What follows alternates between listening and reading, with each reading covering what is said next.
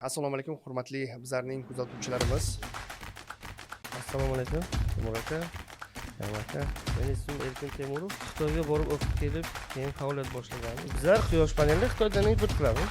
Xo'p, mana bu quyoshli panel qanday nomlanadi? Quyosh panelini bizlar Sam Solar Energy deb nomlaganmiz. Ko'pchilik adashib somsalar ham deb olishadi. Siz bo'lmasangiz, quyosh panel ishlasa, qarzingizni qoplayveradimi? Shunday bo'ladimi? Sho'tchikingizdan davlatga chiqib sotaveradi 1000 so'mdan. Davlatga Davlatga top sotadi. Problemga men kish muhtoj. Assalomu alaykum, hurmatli bizlarning kuzatuvchilarimiz. Bugun mana yangi 2026-yilda birinchi podkastimiz. Keling, birinchi navbatda tanishib olamiz. Marhamat. Assalomu alaykum. Assalomu alaykum. Yam aka, assalomu alaykum. Meni ismim Erkin Temurov, Qahramonovich, Samarqand tumanidan. Bizlar 3-4 xil yo'nalishda tadbirkorlik bilan shug'ullanamiz. 2018-yildan boshlab hozirgacha har xil loyihalar qilib kelyapmiz.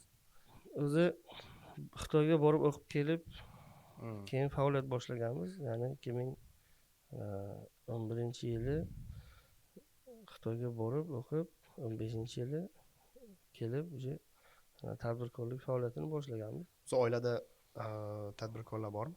Ha, oilada dadam tadbirkor.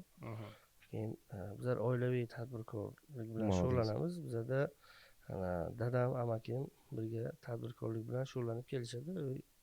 Mani ustozlarim ham shular, dadam bilan amakim. Ular juda ko'p meni qo'llab-quvvatlab, biznesni o'rgatib, muomalani o'rgatib, ishlarni shu darajaga yetib kelishimga juda katta hissalari qo'shilgan. Hozirda ham yordam qilishadi, duo qilishadi. Ya'ni qo'llab-quvvatlab kelishadi. Endi hozir 3-4 ta katta loyihalar qilyapmiz. Uyda dadam, oyim, men, xotinim, 3 ta farzandim bor. 2 qizim bor, 1 o'g'lim bor. 3 ta farzand. 3 ta farzandim bor. Aka-ukalaringiz bormi, yo'q? Ha, aka-ukalarim 3 ta singlim bor, 1 ta o'g'il ukam bor. Singillarimni turmushga berganmiz. Oilada 5 kishi. Oilada bizlar 5 kishi. Endi dadam, oyim, men, akam, ukam, singlim bor-da. Oilada eng katta siz. Eng katta farzand men. Tushunarli. Xitoyda qaysi yo'nalish bo'yicha, shu tadbirkorlik yo'nalish bo'yicha o'qiganmisiz? Yo'q, Xitoyda birinchi Xitoy tili o'rganish bo'yicha o'qiganman. Keyinchalik o'sha yerda yangi texnologiyalar, jihozlarni ishlashi va ularni boshqarishi, ularni servis ko'rsatish sohasida ham ozgina malaka oshirganmiz va biznesga harakat qilib, biznesda yurgan odamlar bilan qo'shilishib, biznesni ham ozgina o'rganganmiz. Orada bir 3 yil Xitoyda o'qib kelganmiz-da. Tushunarli. Qarang, demak, Samarqandda o'zingizni tadbirkorligingizni 2015-yildan boshlagansiz, to'g'rimi? Shunaqa. 2015. Xo'p. Endi bitta savolim bor. Mana aytdingiz, amakingiz hamda dadangiz ustozingiz bo'ladi, to'g'rimi? Albatta. Ularni ishini siz davom ettiryapsizmi yoki o'zingizni loyihalaringizmi? Ularni ishini ham davom ettiryapmiz. Yangi loyihalar ham qilyapmiz. O'shanga qo'shilish. Qanaqa yo'nalish dadangiz olib boradi? Ularni sohalari konditerskiy mahsulotlar va yoki shirin makkajo'xori qalamchalari deydi, kukuruz ishlab chiqarish. Bolalarni детский питание deydi. Shunaqa mahsulotlar ishlab chiqarish bo'yicha necha yil, uzoq yillar ishlaganman. Birga ishlab kelganmiz. Hozirda ham turibmiz, nazorat qilib ko'rib turibmiz. Ya'ni ish davom etyapti. Shunaqa.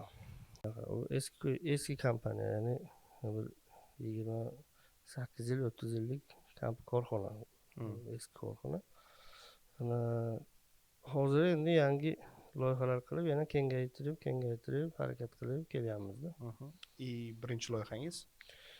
Birinchi loyihamiz 2018-yil 2-yanvarda, bugun shu 7 yil to'libdi. Shunga kecha, ya'ni upakovka, ya'ni BOPP plyonkalarni, qadoqlarni ishlab chiqarish va ularga bezak berish, ya'ni printing, pechat qilish. Mahsulotni upakovkasini chiqarish. nozik ovqat upakovkalari, qadoqlari deymiz.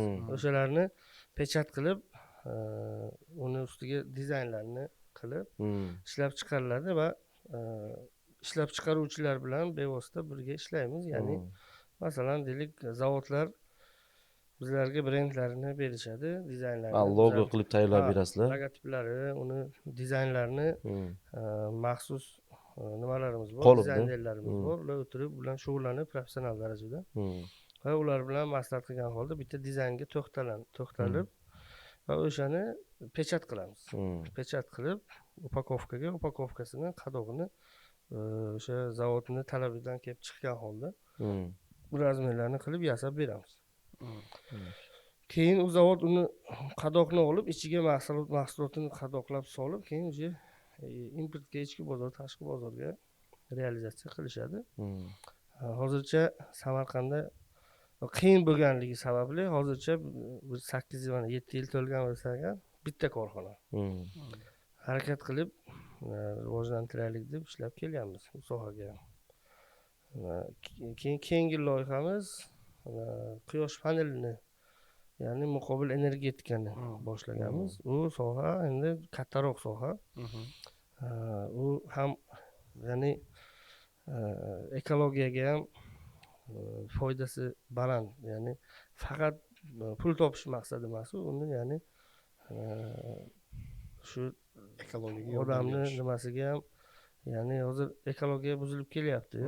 Endi global muammolardan bittasida, endi ozgina bo'lsa ham o'zimizni hissamizni qo'shaylik degan ma'nosi ham bor bu yerda. Muqobil energetika, ya'ni quyosh panellari, quyosh suv isitgichlari va hozirda mana trendda bo'lib boshlanayotgan 2026-yilning bu trendda bo'ladigan mahsuloti, ya'ni issiqlik nasosi. Issiqlik nasos bu уже realniy zo'r tema, ya'ni ko'p joylarda issiqda masalan issiqlikni olish uchun ko'mir ishlatiladi, gaz ishlatiladi va elektr energiya juda ko'p miqdorda ishlatiladi va bularning hammasi ekologiyani buzilishiga ko'p sabab bo'lyapti-da. Endi o'zi bu achchiq haqiqat. Endi odam ham ko'payyapti. U qayerdan oladi shu issiqlik nasosi? U issiqlik nasosi shunaqa narsaki, u issiqlik ishlab chiqarmaydi. U tashqaridagi mavjud issiqlikni tortib olib, ichkariga sizga, ya'ni xonadoningizga yoki basseyningizning suvini isitishga beradi. Masalan, nimaga qiyoslasak bo'ladi? U narsani xolodilnikda narsani qo'yasiz, xolodilnikdagi ichida masalan sovuq havo bor xolodilnikda. Xolodilnik sovuq havoni qayerdan oladi? Xolodilnik sovuq havoni freon orqali, ya'ni tashqaridagi issiq havodan tortib o'shani hisobidan olinadi. Endi oddiy qilib tushuntirganda shunaqa. Ya'ni bu narsa hozir yangi texnologiya bo'ldi. Yevropada juda ommalashdi bu narsa. Endi o'zi bu narsa 1962-yillari kirgan O'zbekistonga. U paytlari boyagi aholi soni kam bo'lgan va gaz, svet muammo bo'lmagan. Arzon nima deydi, boyagi to'kin sochinlik bo'lganda, chiroyli qilib aytganda. Endi hozirga kelib bu odam aholi ham mana 40 millionga yaqinlashib qoldik va ekologiya juda ko'p buzilyapti. Avtomobillar ko'payib ketdi. Endi mana elektromobillarga o'tishyapti. Buni hammasi shu ekologiyani tozalashga qilinayotgan sa'y-harakatlar, buni hammasi. Masalan, teplovoy nasos deylik, uyda ya'ni katyolingiz bor. Mana meni uyimda katyol bor. Katyol dedik qozon, isitish qozon deyiladi. Tenda ishlaydi. Ten aktivniy tok oladi. U aktivniy tok degani bu ya'ni ko'p elektr energiya tortadi. Aniqrog'i, masalan, mana menda bitta katyol 18 kilovat elektr energiya rasxod qilib turgan paytda o'sha katyolning o'rniga bizlar nima qo'ydikda, boyagi teplovoy nasos qo'ydik. Teplovoy nasosni qo'yganimizdan keyin hozirgi holatda mana 1 soatiga 1,5 kilovat, 1,7 kilovat, ya'ni salkam 2 kilovat tok rasxod qilyapti. Endi bunday hisobda, общий hisobda, bu umumiy hisobda, ya'ni 10 barobar kam deganida. U narsa budjetga ham juda katta farq qiladi. Masalan, hozir limitlar bor, masalan, uyda limit elektr energiyaga 200 kilovat. 200 kilovat masalan tok rasxod qilsangiz agar, kilovati 600 so'mdan bo'lgan. 450 so'm edi, hozir 600 so'm bo'lgan. Endi bitta uydagi oddiy ariston tokda ishlasa agar, u ariston 1,5 kilovatlik teni bo'lsa agar, 1,5 kilovat agar bir sutkada 24 soat bo'lsa, 24 soat ishlamaydi-yu, o'chib yonib ishlash hisobiga deylik, mayli 10 soat ishlasa. 10 soat ishlasa agar o'zi deylik 15 kilovat tok rasxod qiladi. Endi bu 15 kilovat tok bir oyda уже 450 kilovat tok bo'ladi. Ya'ni limit 200 kilovat. Bu bitta aristonni gapida. Endi tasavvur qiling, uyda qancha rasxodda. Bu oddiy matematikada bu. Uyda masalan isitishi bor, plitalar bor, fen, bagi bitovoy rasxodlar bor, konditsioner bor. Xolodilniklar bor. Shunaqa. Ko'p rasxodda. Endi o'shanga masalan hozir bu davlatimiz rahbari juda zo'r yechim qilib berdilar-da. Buni boshida bizlar endi xalqimiz uncha tushunmadi. Endi mana hozir bugungi kunga kelib hamma tushunib qoldi. Hozir sizga oddiy tushuntiraman. Masalan, uyda dedik mana bitta ariston, ikkita konditsioneringiz bor baribir. Chunki yozda ham hozir issiq bo'lyapti. Televizoringiz bor ikkita. Shunday. Mayli uyda masalan отоплениyangizni uyingizda gazingiz bo'lsin masalan. Gazda ham kotyolingiz svetda ishlaydi. 400 watt, 300 watt ishlasa ham bu gazda ishlaydi. Svetda ishlaydi, bagi nasoschalari bor-ku, kachatmaydigan. Umumiy hisobda yo'q degan paytda bir oyda masalan 1000 kilovat tok rasxod qilasiz-da. Ya'ni 1000 kilovat degani bu uje perelimit, ya'ni 5 karra osh. U 200 kilovatdan uje oshdi.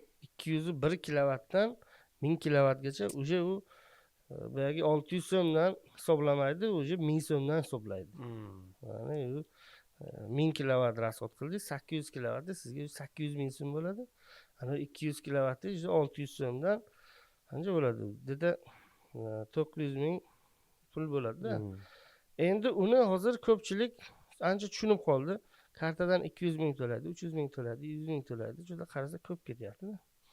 Avvallari quyosh paneli yaxshi emas, bunday degan fikrlar ko'p edi. Endi hozirgi kunga kelib ancha tushunib qolishdi.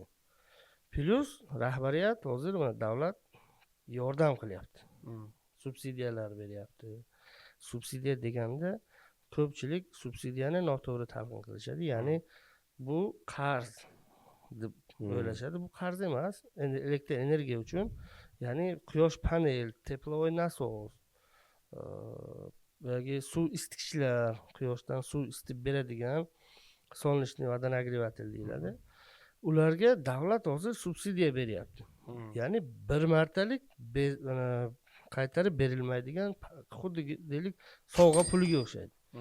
Masalan, siz hozir deylik 10 kilovat quyosh paneli qo'yaman desangiz aka, 10 kilovat quyosh panelingiz masalan o'rtacha sifatini, yaxshi sifatlisini olaman desangiz, taxminan 45 million so'm pul bo'ladi.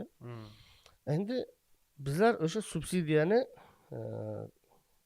klient uchun to'g'ri talqin qilib, yashil energiya bilan, Respublika yashil energiya korxonasi bilan hujjatda kelishib, ofitsialni shuni yo'lga qo'ydik. Ya'ni klient kelsa, unga subsidiyasini ham olib bersak agar, ya'ni o'sha davlat 20% ni qoplab beradi. Ya'ni 45 milliondan 36 milliongacha tushadi. Sizga u narsa 45 millionga tushmaydi, 36 millionga tushadi. Bu yana qulaylik-da. Bu bitta katta qulaylik. Ikkinchi qulayligi, uni o'rnatganingizdan keyin siz masalan uyda bo'lmasangiz agar kunduz kuni sizda u quyosh panel ishlab akkumulyatoringizni masalan to'ldirsa yoki akkumulyatorligi qo'ygan bo'lsangiz agar, akkumulyatorsiz bo'lsa, sizdan счетчигingizdan davlatga chiqib sotaveradi, u tokni sotib beradi 1000 so'mdan.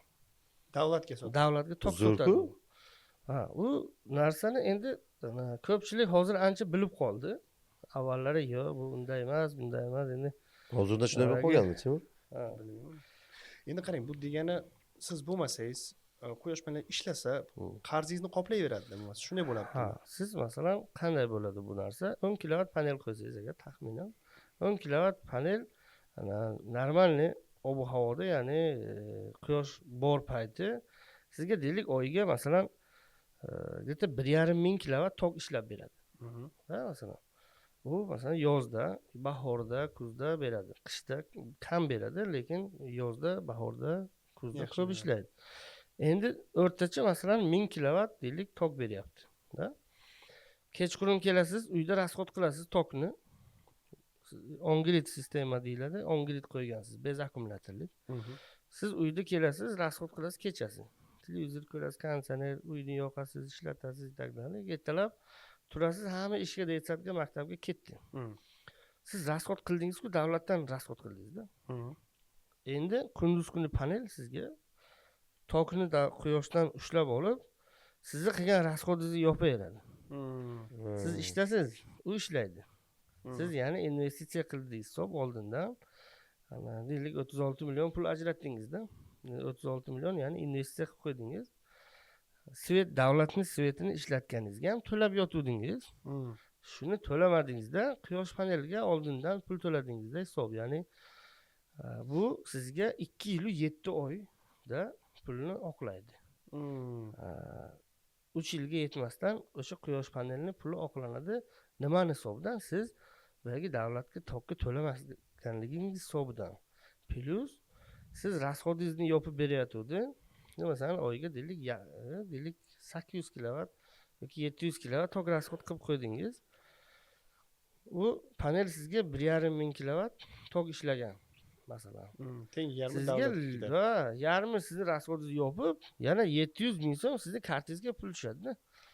O'sha 700 ming tushgani va sizni davlatga pul to'lamaganligingizni hisoblasak, bu masalan 1,5 million pul bo'lsa, o'sha 1,5 millionni jamlab chiqsangizga 2 yil 7 oy 3 yilga yetmasdan panelning puli yopiladi-da.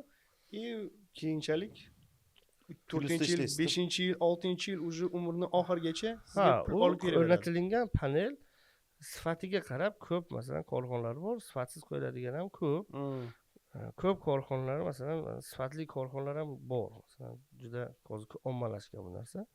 Sifatini zo'rini qo'ysangiz agar, u sizga 20 yil, 25 yil deyiladi. 20 yil sizga beminnat xizmat qilib beradi. Faqat uni servis, mana bizlar hozir korxonaga servislar joriy qilganmiz. Ya'ni panelni yuvish, borib masalan uni shitaviy avtomatlari, kabellarni tekshirib ko'rib, qiziyaptimi, chang bo'ldimi, filtrlari qanday, unga servis yo'lga qo'yib bo'ldik uje. Siz masalan qo'ydingiz panelni, 1 yil atrofida u o'ziga kirni olmaydi. Panelda shunaqa narsa bor, zavodskoy oynani ustidan shunaqa nima deydi, qoplamasi bo'ladi. Shu yomg'ir, kir, changni o'ziga olmaydi, yangi panel. 1 yildan keyin uje u yomg'ir, qorda yuvilib, keyin o'ziga changni oladigan bo'lib qoladi. Oynaday narsa u narsa. Siz masalan telefoningizda programmasini ulab berganmiz, monitoring deyiladi. Qarayapsiz, siz chota nimangiz kam, kilovatingiz kam bo'lyapti. Ras telefon qilasiz, bizning korxonamizda call center mavjud. Bu call center ko'p korxonalarda yo'q bunaqa narsa, bunaqa qulaylik. Bizlar call centerni shu tashkil qilganmiz, sababi kim? Klientni murojaatini eshitish uchun. 24 soat ishlaydi. Faqat zakaz olishga emas u, ya'ni nima qilishga, boyagi klientning muammolarini yechim berishga. Ana hali 24 soat yo'lga qo'ymadik-ku, endi xudo xolasa yo'lga qo'yamiz. Hozir boyagi sun'iy intellekt juda rivojlanib ketyapti. Shunday. Bitta sun'iy intellektga integratsiya qilib turib, shuni hozir 24 soat qilmoqchimiz. O'zi hozir ertalab soat 8:30-9 dan kechqurun soat 6 gacha ishlayapti. Agar siz kechasi telefon qildingiz, hech kim ko'tarmadi. Ertalab esingizdan chiqdi, ketdingiz ishga. Bizning ishxona kelgan xodim u yerda boyagi vходящий nimalar turadi. ya'ni sizni qilgan telefoningiz ham E'tibor qolmaydi albatta, u sizga qaytib telefon qiladida. Обратный связь bor degani. Bu endi ko'pchilikka ko'nglini xotirjam qilib, tovar o'sha quyosh paneli sotib olishga sharoit degani. Buni olsam ishlarmikin, ishlamasmikin, garantiyasi qanday ekan? Hozir nima deydi? Nimalar ham ko'pda. Har xil korxonalar. O'z qo'lingizda hozir necha kishi ishlayapti? Endi hozir jami общий hisoblasak 200 tadan ziyod xodim ishlaydi. Xudo xolasa endi Zavodingiz bor. Bu quyosh panelini qayerdan olasiz? bizlar quyosh panelini Xitoydan import qilamiz. O'zlari. Ha, o'zimiz import qilamiz. Birinchi qo'l. Bizlar albatta. Bizlarda endi hozirda yana nimada, Vodiyda, Farg'onada va Xorazmda ham filialimiz bor.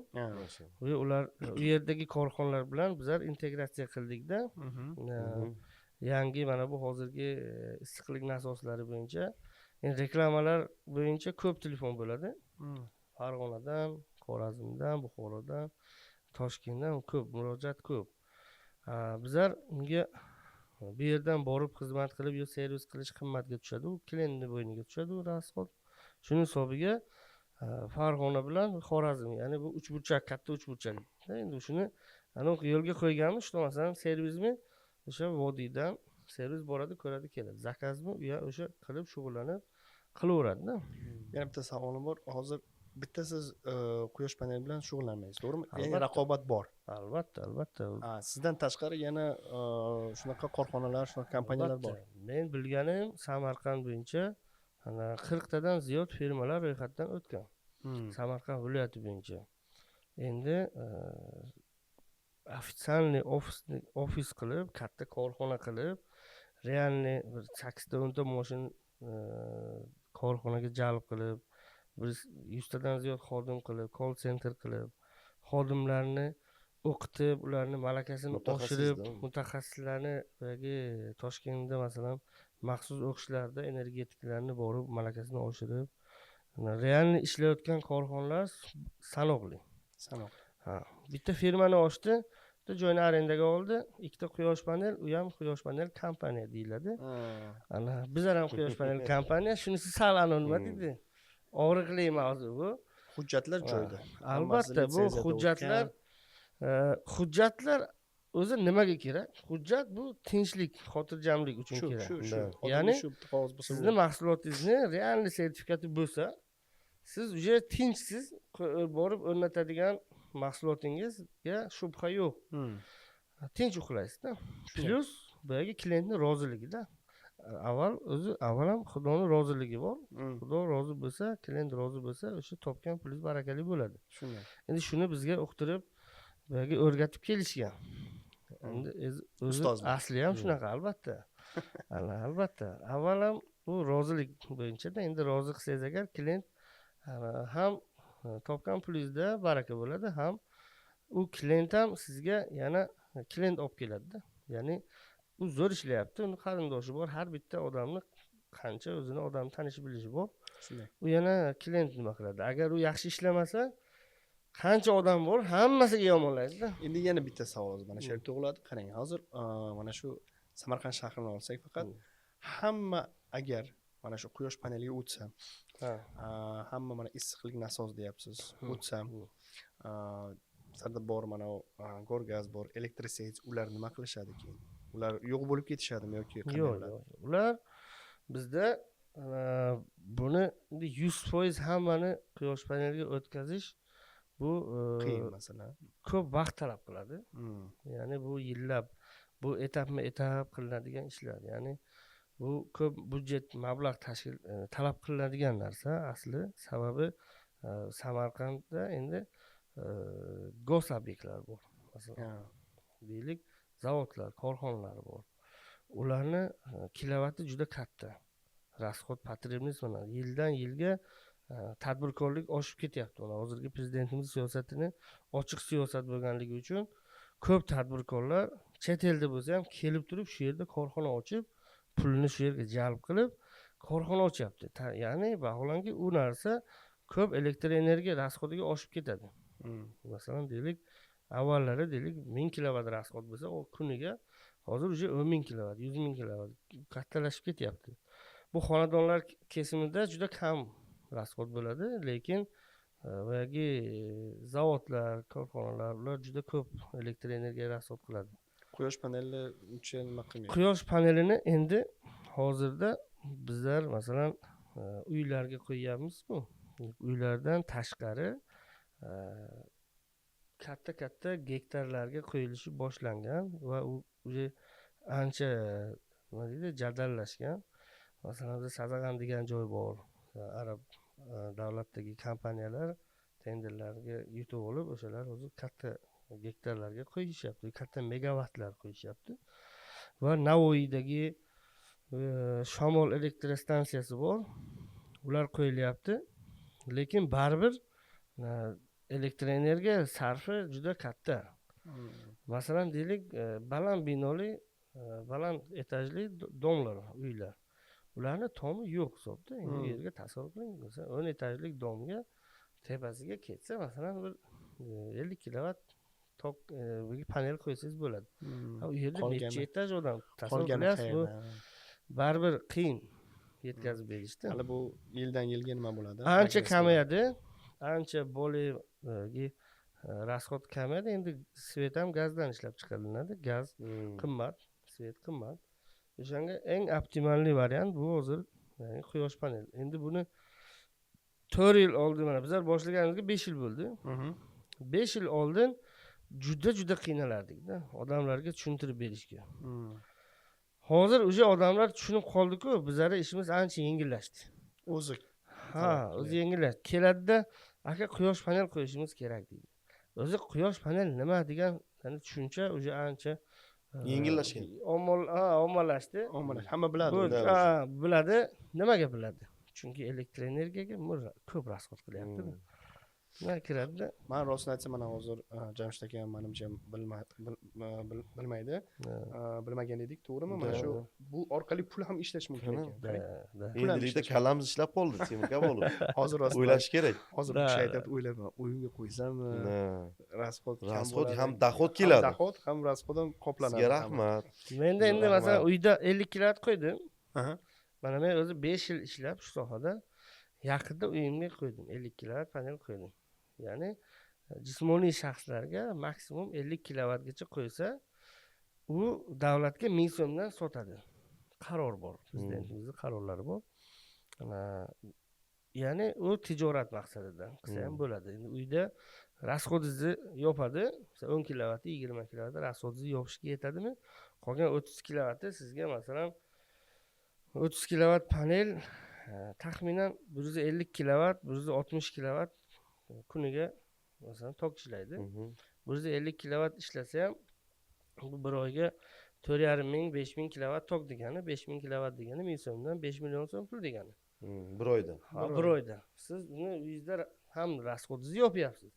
Plus 5 million pul ham ishlayapsiz-da. Endi bu bir yilda hisoblasangiz bu ishlatgan pulingizni baribir teja bo'lasiz.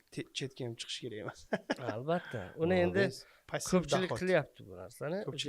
Juda ko'pchilik buni bilib oldi.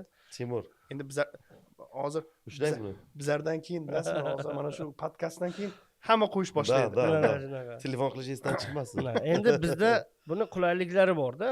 Buni hali o'zi Samarqandda, O'zbekistonda hali bu sohada hech kim gaplashgani yo'q. Bor gaplashganlar bor. Uni ko'p targ'ib qilishyapti.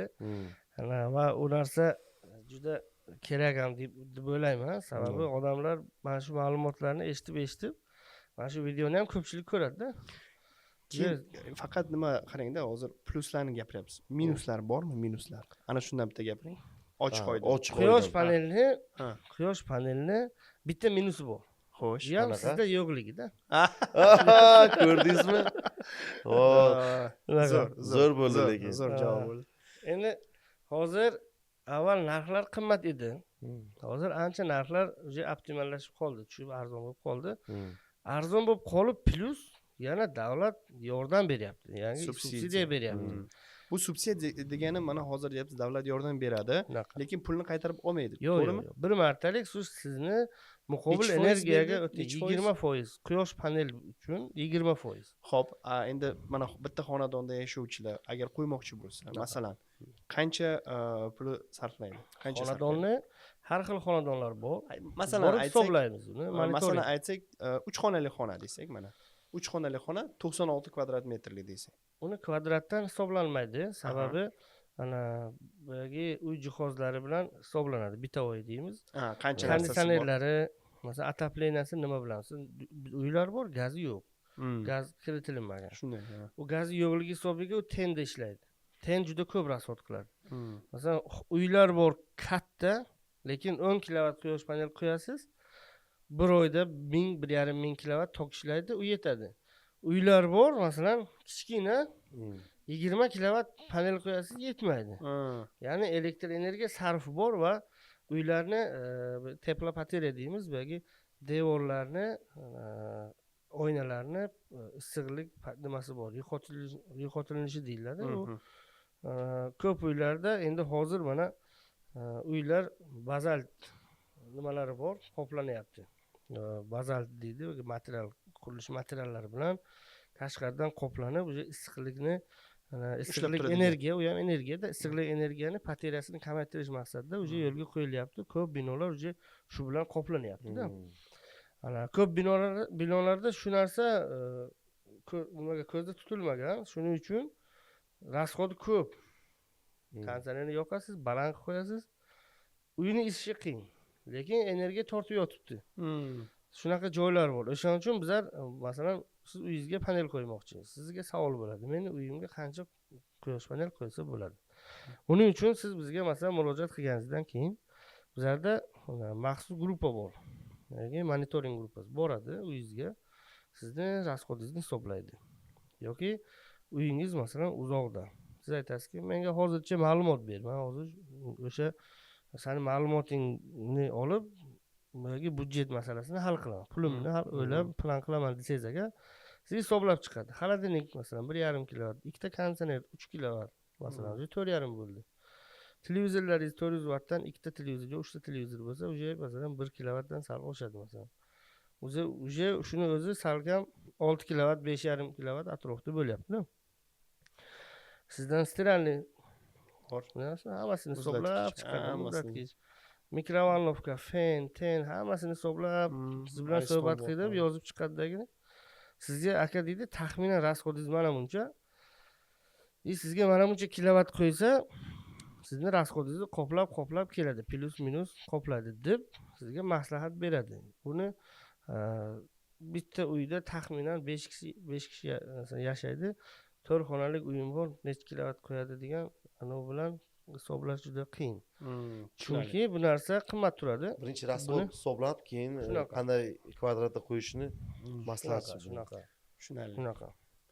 Yaxshi, ishingizga omad. Rahmat. Agarda qiziqtirgan bo'lsa, mana shu bemalol boshqa tadbirkorlar bilan bemalol ishlaysiz. Albatta. Hamkorlik qilasiz, to'g'rimi? Albatta. Hozir chunki Samarqand shahrida bilamiz ko'p kompaniyalar bor, qurilish kompaniyalari. O'shalarga ham bir loyihada kirasiz oldlaringizga, bir nima deydi, o'zingizni nimangiz, panellaringizni albatta ko'rsatasiz. Albatta, biz ham masalan ko'p qurilish kompaniyalari bilan ishlaymiz.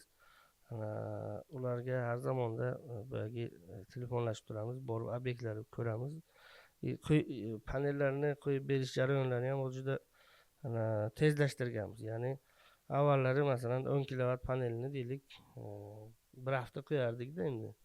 Hozirda masalan yaqinda mana yangi rekordni urdik. O'zbekiston bo'yicha yangi rekord deb hisobladik. Ya'ni 2,5 sutkada, ya'ni 3 kunda 405 kilovat quyosh panel o'rnatildi. Va kvadrat 405 kilovat. Bu degani salkam bir fura tovarni bizlar 2,5 sutkada konstruksiyalarni yasab o'rnatib yoqib topshirdik. Bu endi albatta nima deydi, sifatga ham bog'liq. Sifatini endi nazorat qilish sal qiyin bo'ladi. O'shaning uchun sal vaqtni oldi. agar yana ham tezlashtirsa bo'ladi, u sifatdan qochadi. Ya'ni to'g'ri. ko'pchilik aytishi mumkin, bu endi 2,5 sutkaga urganmiz, u bo'ldi, ishlamaydi degan narsa bor. Lekin bizlar sifatiga juda qattiq qaraymiz. Ya'ni Armeniyadan injenerlarimiz bor. Ular katta Boshqa davlat bilan ham demak hamkorlik qilasiz. Albatta, boshqa davlatdan chaqirtirilganmiz. Shu yerda yashab, shu yerda injenering ishlarini nazorat qiladigan odam. Mutaxassis. Ya'ni mutaxassis, u oliy malakali mutaxassislarimiz borda. Tushunarli. Prosta YouTube'dan ko'rib turib eksperimentga qo'yilmaydi. Bu narsaga bizlar professionalni yondashganmiz. Ancha. Bu qayerda zavodingiz joylashgan endi? Mana shu. Bizlarni korxonamiz Samarqand tumanida Qarshi-Quruq deyiladigan mahalliy Qarshi-Quruq deyiladigan joy bor. Bilamiz. Qarshi-Quruqning o'zida. Qarshi-Quruq. Mana bu sam upakovka dedingiz. U ham shu yerda yoki boshqa? U ham Qarshi-Quruq atrofidagi Guliston degan mahalla. Bu degani bir-biriga yaqin. Hammasi bir atrofda. Xo'p, mana u quyoshli panel qanday nomlanadi? Qanday brendingiz Quyosh qanday paneli topsaga bo'lasiz? korxonasini bizlar Sam Solar Energy deb nima nomlaganmiz? Yana bir Samarqand Solar Energy. Ya'ni Sam Solar. Sam Solar. Ko'pchilik adashib somsalar ham deb yuborishadi. Keyin yeyiladigan somsami yo boshqa somsami degan taqdirda yaxshi bo'ldi. Bilasizmi, esda qoladi hozir kuzatuvchilarimiz. Nima edi? Samsolar. Samsolar. Samsolar deb sirada. Qarang, lekin zo'r. Bunaqa somsalar ish qilib, ko'p joyda shunaqa nima bo'ladi. Ya'ni nima deydi? Samsolar. Zo'r. Esda qoladigan. Lekin mana hozir yordam sizlarga, agarda mabodo quyoshli panel isdan chiqasa kompaniya nomini somsalarni eslaylar. Samsolarmas, Samarqand Solar. Yana bitta savol tug'iladi. Hozir bizani yurtdoshlarimiz boshqa chet davlatda ishlayapti. Albatta. Mana bu uy quryapti, hovli qiryapti. O'shalar bilan masalan chet davlatdan muloqotlar qanday bo'ladi? Masalan, kelishuv qanaqa bo'ladi? Keyin masalan o'rnatib berish, bir xillarni masalan oilasi yo'q, uchastkasi bor. Shu reklamani ko'rgandan keyin birdaniga qo'yishlari kerak bo'ladi. Lekin kela olmaydi. O'shaning uchun nima savol bera olasiz ularga? Qanaqa javob bera olasiz? Bunaqa klientlarimiz juda ko'p.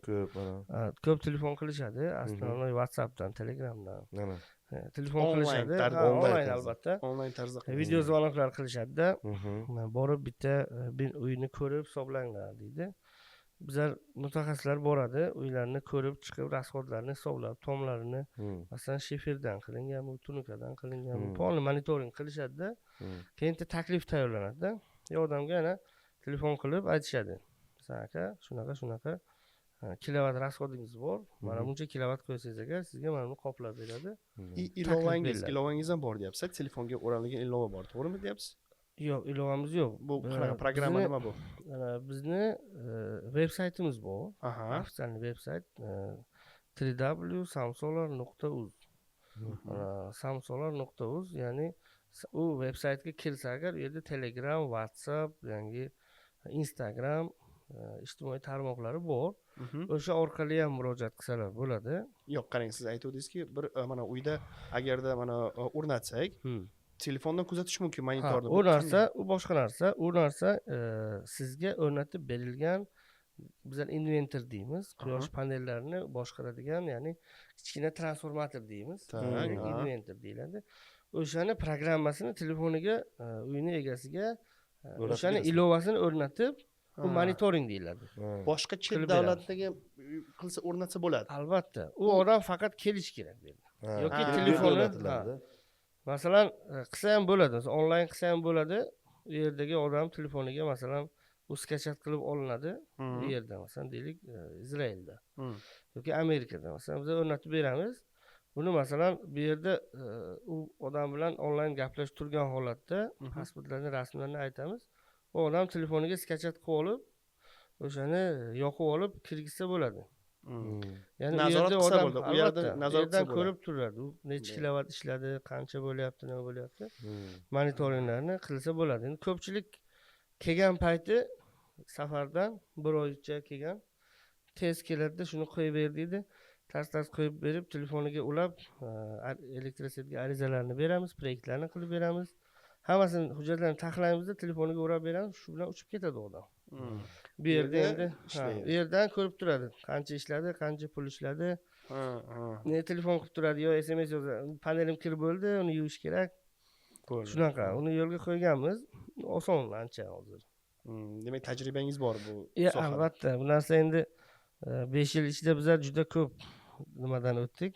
Ya'ni 5 yil oldin boshlandi o'zi bu tema. Boshlangan payti biz ham boshladik. Alloh deb endi yaxshi ketyapti. Xudoga shukr. Hozirda endi ancha mehnat qildik-da. Masalan, bu harakatlar hammasi komfort uchun. Ya'ni odam elektr energiyaga lishni pul to'lamasligi uchun birinchi. Ikkinchi, uyda sveti o'chib qolmasligi uchun. Ya'ni hozir uylarda ham uje umli dom deymiz, ya'ni aqlli uylar. Ularga svet o'chib yonishi uje boyagi qo'yilgan maxsus texnikalarni, boyagi uskunalarni ishdan chiqishiga olib keladi. Svet o'chmagani ma'qul. Boyagi nimasi kamera bo'ladi, masalan, uylarda kamera bor. Uylarda domofonlar bor.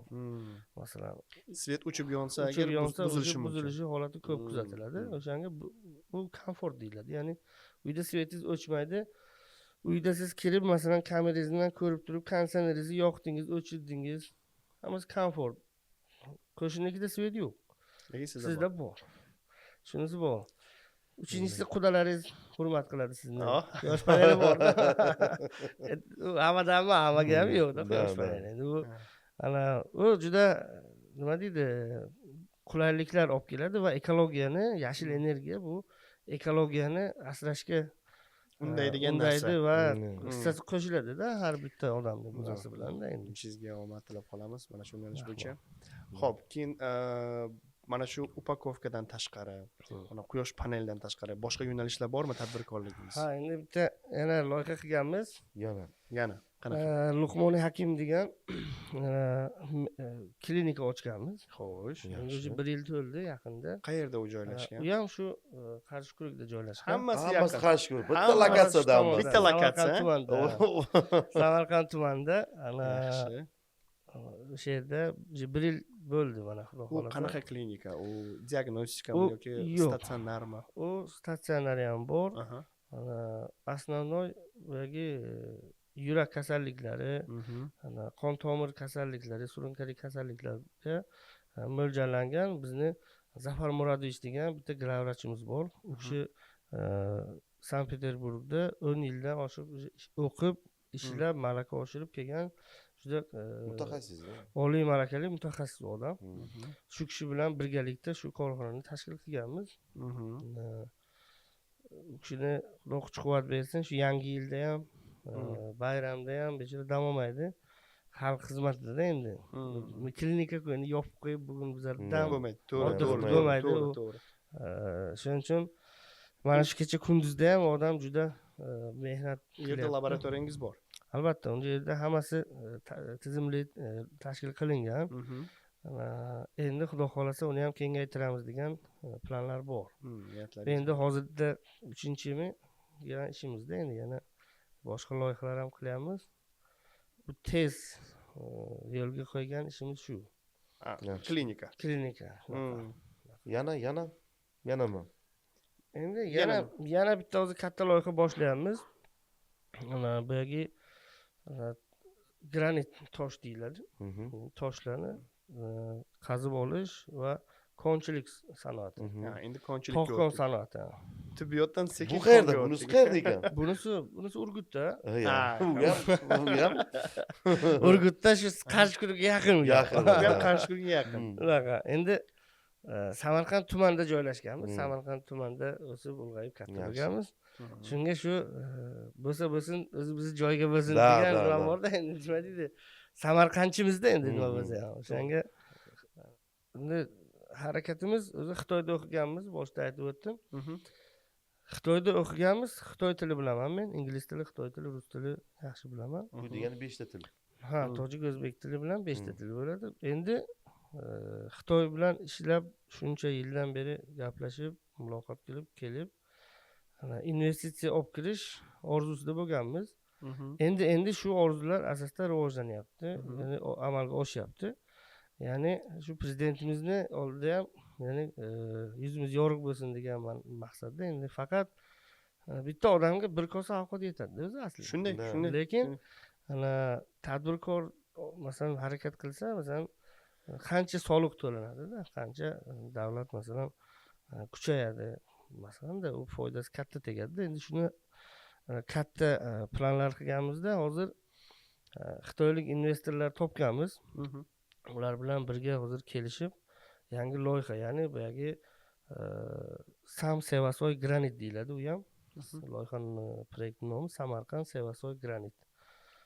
Tog'kon sanoati ishini loyihasi. Ya'ni granitni sizlar qazib olasizlarmi? Nima? Ha, tog'dan o'sha granit toshini qazib olib, u keyin qayerda zavodni ham quramizda, zavodda uni kesib, ishlov berilib, maxsus texnologiyalar, ya'ni yangi texnologiyalarni o'sha ro'yxati qilingan, ish olib borilyapti uning ustida. O'sha uskunalar bilan ishlov berilib, maxsus ya'ni zakazlarga mo'ljallab kesib shaklini berib beriladi. Yo, bu nimaga? Qurilishga faqat? Albatta, bu qurilishlarga beriladi va manimcha. pollarga, pollarga. Traventinga o'xshagan narsada yoki bu boshqacha? Traventin shunaqa. Traventin ham tosh, bu ham tosh, bu granit tosh. Traventindan ancha mustahkam bo'ladi. Ya'ni zichligi ham zich, shunga yarasha og'irligi ham og'irroq bo'ladi. Ya'ni ko'p turadi. Uni asnonom hozir boyagi bizlar endi xitoylar bilan qilingan qo'shma korxona shartnomasi bo'yicha ob'yomimiz juda baland bo'lishi kerak va u ob'yom 80% eksportga chiqishi kerak. Maqsadim, mening o'zimning maqsadim shu O'zbekistonga investitsiya olib kelishda va o'shani razraботка qilib turib eksportni yo'lga qo'yish. Asosiy eksport. Ya'ni eksport qilsak valyuta kiradi-da. Valyuta kirsa davlat boy bo'ladi-da. O'shani harakatida yangi loyiha boshlaganmiz. Bu kelajakdagi rejalaringiz, to'g'rimi shu?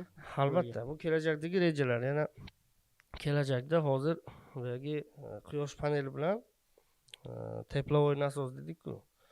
Issiqlik nasos. O'sha quyosh panel bilan issiqlik nasosini birga integratsiya qilgan holda uylarni jihozlash, ya'ni binoni qurdingiz, binoni bizlar ustiga panel qo'yamiz, ichiga akkumulyator, invertorni qo'yamiz, tashqarisida issiqlik nasos qo'yamiz va uyingizni issiqligi uchun siz gaz ishlatmaysizda, svet elektr energiyasi uchun davlatdan tok olmaysiz.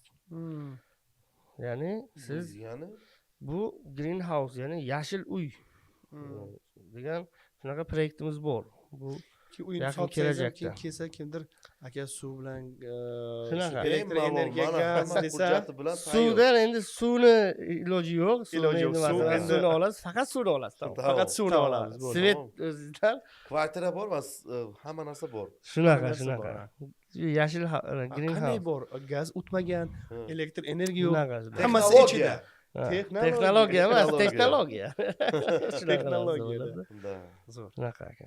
Zo'r. Qarang, hozir tadbirkor yo'nalishi sam upakovka juda ham kam gapirdik. Hozir faqat panelga unday qilib bordik. Demak, panelni ko'proq ish ko'rasizlar. Yo'q. Xuddi farzandlaringizdek bilasizmi? Upakovka katta farzand. Kichik, o'rtancha, Albatta, endi upakovkani sohasi o'zi juda qiyin soha. Juda ham qiyin. Bu boshqa sohalardan ko'ra eng qiyini bizga o'zi upakovka bo'lgan. Sababi bizlar boshida kelishuv qilgan bitta xitoylik kompaniya bilan kelishuv qilganmizda, keyin u kelishuv buzilgan. Yarim yo'lga kelmasdan buzilgan. Ya'ni o'sha uskunalar bo'lgan, injenerlar yo'q. Nima qilishni bilmaymiz, qanaqa ish qilinadi bilmaymiz. Asta-asta qiynalib ko'p unga tajribamiz juda oshgan desam ham bo'ladi. Shuning hisobiga ko'p yil yo'qotdik-ku, lekin u kompaniya juda ommalashib kattalashmadi. Uni kompaniyani kattalashtirmaganimizning sabablaridan yana bittasi u narsaga asnonom yoki ximiskiy narsalar yoki добавкалар deymiz, kley mahsulotlari, kraskalar ishlatilinadi va u ekologiyaga juda zarari bor narsalarda, ya'ni uni ishlab chiqarish jarayonidagi hidlar ekologiyaga ta'siri bor. Ana endi u narsani ishlab chiqarib bo'lganimizdan keyin u plyonkalar 2-3 qavat plyonkani orasida qolib ketganidan keyin uni ishlatsa bo'ladi. Oziq ovqatga ham hatto ishlatsa bo'ladi, zarari tegmaydi. Lekin uni ishlab chiqarish jarayoni ham baribir ekologiyaning buzilishiga qandaydir kamgina bo'lsa ham hissasini qo'shadi-da. Shuning uchun uni men nima deydi, endi qilib qo'yganmiz-ku deganimizda, yopmaymiz, ishlab turaversin deb nima qilganmiz-da. Buyurtmalar bor. Albatta, Xudoga shukr. Ana bu endi sizlar yopilsangiz ham kim buyurtmachi ham kim xafa bo'lishi mumkin. Shuncha yildan beri shunaqa bo'lyapti. Endi qayerdan topamiz endi boshqa upakovkani? Shunaqa bor. Ungacha nimalar bormi, raqobatlar? Albatta, bunga ham raqobatsiz uncha qiyin, raqobat bilan hayot go'zal. qiyin bo'ladi. Shunaqa raqobat bilan hayot go'zal deymiz biz. Ya'ni bu men raqobatni juda yaxshi qabul qilaman. Sababi o'sadi odam. Odam rivojlanadi-da, korxona rivojlanadi. Harakat qilasizda, agar raqobat bo'lmasa o'tirasizda, bozor meniki ekan desizda, shunaqa. Uni bor raqobat. Toshkentda ko'p korxonalar bor. Ana Buxoroda bitta og'aynimiz korxonasi bor. Samarqandda biz va Sirdaryoda bor, Toshkentda bor. Samarqandda bittasiz yoki yana bor? Yo'q, bitta biz Samarqandda. Bittasiz. Demak, ko'p soha qiyinligi uchun hamma uni shug'ullanmaganda, qo'l urmagan. Qo'y degan shuni tinchgina, erkin o'zi qiynalaversin degan. Biz qiynalmaylik deganlar. Erkin o'zlari qilsinlar. Shunaqa. Demak, masalan, mana shunaqa upakovkalarni ham qilasizlar. Bu narsa nakldagi. Bu alyumin bankini o'ziga pechat qilingan. Pechat. Bizlar mana bunisini qilamiz. Bo'lachi. Mana shuni qilamiz. Ana shuni qilasizlar. Mana shu etiketkalar nimalarni? Etiketkalarni qilamiz. Tushunarli. Zo'r. Shunaqa. Kelajakdagi demak, rejalaringiz yana bormi? Mana bulardan tashqari yana bironta sohagami? Kelajakda sohamiz hozircha boyagi green house'larni tashkil qilish. Ya'ni ikkitasini bitta qilib nima qilish beradi. Integratsiya qilib, ya'ni uylarni polni yashil energiyaga o'tkazish. Ham ekologiyani nima qilinadi? Asrashga ko'p hissamiz qo'shilgan bo'ladi. Masalan, yaqinda Xitoyda borib keldim. Yangi yil oldi keldimda, borib keldim. Borib korxona zavoddan aylanib chiqsam agar, bu menga aytyapti. Bizlar panel ishlab chiqaramiz. Bizlar deyapti, 18 million kub havoni ifloslanmasligiga sababchi bo'lganmiz deyapti-da. Qanaqasiga dedimda. Aytyaptiki, bizlar deyapti, mana bunaqa uskuna ishlab chiqarganmiz deyapti va bu uskunani mana buncha millionta dona ishlab chiqarganmiz. Mana buncha million, deylik masalan 100 millionta dona mana bu uskuna deyapti. 18 million kub havoni zararli tutunlar chiqmasligi uchun ishlaydi deyapti. Mana shunchaga bizlar shuncha ekologiyani asrashga bizlar hissamiz qo'shilgan deyapti-da. Shunga qoyil qoldim-da. Bu narsa endi bu odamni o'sha nima deydi? Shuncha yil ishladik, albatta bu odamga juda katta energiya beradi. Men shuncha ishlaganman, bekorga emas ekan degan fikr bo'ladi-da odamda. Asli faqat pul uchun ishlamaymiz-da. Nimadir qildik, nimadir hissamiz qo'shilsin shu jamiyatga, atrofga, ota-onamizga, bolalar, farzandlarga, atrof muhitga masalan. Faqat pul uchun ishlamaydi odam. Shunaqa. Zo'r. Xo'sh. Granitni gapirdik, xudo xolasa endi yo'lga qo'yasiz. Qachon endi xudo xolasa mana shu ishingiz boshlanadi? Mana 2026-yil martda boshlashimiz kerak. Sababi martda. Shu yil 2026-yil martda ishni boshlashimiz kerak. Bu zavod bor уже, uskunalar keldi yoki qanday? Hozirda ana tog'konni sanoatni ishni boshlashga qator hujjatlar kerak bo'ladi. U hujjatlarni qilishni o'ziga ham bir ma'lum bir vaqt ketadi. Uni qilib bo'ldik degani o'zi bir zavodni yarmini qurib bo'ldik degani-da o'zi. Asli ana endi xitoylik hamkorlar bilan переговорni уже почти tugatdik biz. Gaplashib tugatyapmiz. Уже jarayon boshlanishi kerak. Ya'ni jarayon boshlansa tezlashadi. Taxminan Xitoyda yangi yili bor fevralda. 15-fevraldan fevral oxirigacha bayram, plus ozgina dam olaman dedi. Endi martdan o'sha xitoyliklar 26-yilni planlab avjiga boshlaydi har yili. Shuni biz ham yaqinda ham gaplashib keldik. Endi fevral oxiridan Xudo xolasa yana xitoyliklar kelishadi. Borib joyda yana zavodlarni ko'rib, joyini proyektlarni qilib, ishni Xudo xolasa boshlaymiz degan. Bitta savol qarang, mana shu hozir ko'rdik, mana bu upakovka dedingiz, panel dedingiz, bu ham qurilishga, mana granit qurishga, tibbiyotga qanday qilib sizni hayot majbur qildi? Qanday qilib tibbiyot yo'nalishiga qo'yasiz? Bizlar tirik joyimizda odamzod baribir bir joyi og'riydi. Shunday. Og'riganingizda sizga pul ham kerak emas, ish ham kerak emas, hech narsa yoqmaydi. Harakat qilasiz, bir yaxshi tabib topay yoki yaxshi dori-darmon harakatingizni ko'rasizda. Bu nima deydi?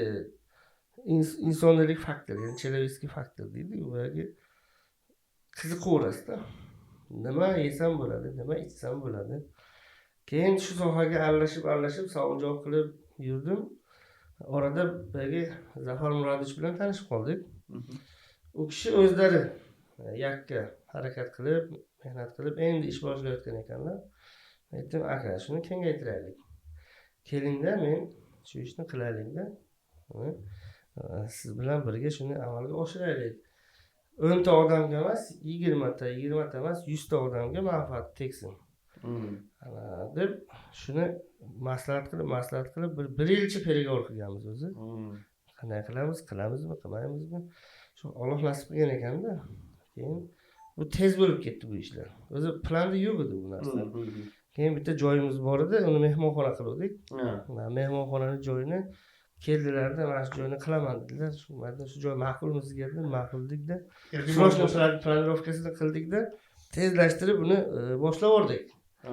Mana yanvarda 1 yil bo'ldi bu sohaga. Lekin ko'p odamlar minnatdor. Menga tinchlik beradigan joyi, rohat beradigan joyi, ko'pchilik shu yerdan kelib dardiga darmon olyapti-da. Bu juda bir nima deydi? To'g'ri, u bepul qilmaydi, odamlar pulni beradi, lekin joyi bor, pulingizga ham topa olmaysiz-da. Ya'ni avvalo uni Allohning o'zi shifo beradi. Shunga bir sababchi bo'lyapmiz hisobda. Menda nima deydi? Shunaqa tushuncha bor, men bitta ishni boshlasam, o'shani odamini qidiraman va o'shani odamini o'sha ishga qo'yaman. Masalan, doktormi? Men doktor emasman. Men tadbirkorman. O'sha tabibni olaman-da, o'sha korxonaga rahbar qilib qo'yaman. Bo'ldi. Shu odam o'zi gullab ishlab tushunmagan, aqlim yetmagan narsaga tiqilib kiravermayman. Tushunadi. O'shanga mana upakovka sohasi, Ahmad degan ukam bor. Asli o'zi tipografiyada ishlab yurgan bo'ladi. Uni ishga olib, kompyuterda ishlab yurib, shu bola hozir o'sha korxonaga meni rahbar qilib qo'ygan. Ya'ni o'sha ishni odam-da u odam. To'g'ri. Uni olib turib granitga qo'ysangiz hozir bankrot qiladi zavodni. Sohasi emas. O'shanga faoliyat har xilligiga ya'ni tushuncha yoki ma'lumot beryapman-da. Sohani har xilligi menga og'irlik nima qilmaydi, tug'dirmaydi. Upakovka o'zini odami. Nimami energetikami o'zini odami. Shunaqa. O'shanga harakat qilib ketaveriladi. Yangi loyihalar qilib. Jamshidga bu kishi bitta qurilish sohasi bo'yicha shu biznes ochib, endi tadbirkorlik boshlasalar, ya'ni uylar emas, restoran qurib bersalar. Men shuni demoqchiman. Eğer boshqa proyekt restoran sohasi bo'lsa, o'zim yordamlashaman. Keyin ichkarini siz nimasini olib borasiz? To'ylarni-da. To'ylarni. Hatta to'y qilib olsangiz, restoran sohasi demak, ichkarini o'z ishimizni ustasi, panellarga o'zimizni birimiz tiqmaymiz. Granitlarga tiqmaymiz. Demak, umumlashtiramiz. Erkin aka, birinchi navbatda sizga omad tilab qolamiz. Rahmat. Menimcha bu podkastimiz ko'pgina foydali bo'ldi. Chunki odamlar bildi, upakovkani kim Samarqandda qiladi, mana shu insonlar. Mana quyosh panellari haqida qisqacha emas, ko'p ma'lumot berdingiz. Eng asosiysi nafaqat bu energiyani tejash, ya'ni hissaga foyda. Ya'ni plus o'zingiz ham tadbirkor bo'lishingiz mumkin. Ya'ni shularni hech kim bilmasin, lekin ancha informatsiya olib beriladi. Xudo xohlasa, mana uchinchisi tibbiyot sohasida Luqmon Hakim dedingiz, klinika nomi to'g'rimi? Bu ham shu Qarshi klubida joylashgan. Shu yerda Samarqand tumanida. Bemalol murojaat qilsa bo'ladi. Agarda tobingiz bo'lmasa, ya'ni u yerga borib hamma narsa o'tishi mumkin, to'g'ri? Albatta mutaxassislar bor, to'g'rimi? Nafaqat kardiolog menimcha-da u kishi. Balkim boshqa uni monoprofilni deymiz. Monoprofilni. Albatta, u yerda imminni, masalan, yurak yoki imminni jigar emas. U yerda umumiy borganda analiz topshirib ko'rgandan keyin uje o'sha deylik kasalligiga qarab yo'nalish beriladi, o'sha yo'nalishga qarab davolanadi. Mana Luqmon Hakim va kelajakda xudo xolasa martdan deb endi ko'ramiz. Granit xudo xolasa ko'chalarimiz mana o'zimizda Samarqandda chiqadi. Albatta. Bemalol mana shu podkastimizda opisaniyada mana ismlari, sharflar, nomerlaringizni albatta qoldiramiz. Agar murojaat kerak bo'lsa, bemalol sizga murojaat qilishingiz mumkin. Albatta, kutamiz. Omadlar tilab qolamiz. Xalqimizga mehnat qilib xizmat qilishdan hech charchamaymiz va только периодка bosaveramiz. Bizlarga yarashadigan narsa yoshimiz to'g'ri olg'a borish intilishimiz kerak. Albatta. Erkin aka, endi esa nima, sizdan bitta iltimosim bor. Xitoy tilini bilaman dedingiz, to'g'rimi? Albatta. Mana shu kameraga qarab, ya'ni o'zingiz kamerangizga qarab 2026-yil bilan xalqimizni, Samarqand ahlini chuval qilib xitoycha tabriklasangiz. Xitoy tilida. Da, chuval tilida.在2020年，我们萨马尔还有咱们在乌兹别克斯坦全部人，我们说新年快乐。在新年，你们全部工作，你们的全部那个business 都对的，你的工作，这都是很好的，我们告诉你是很好的。你好，你好，谢谢，谢谢，谢谢，谢谢。Omadlar. Salomat bo'ling.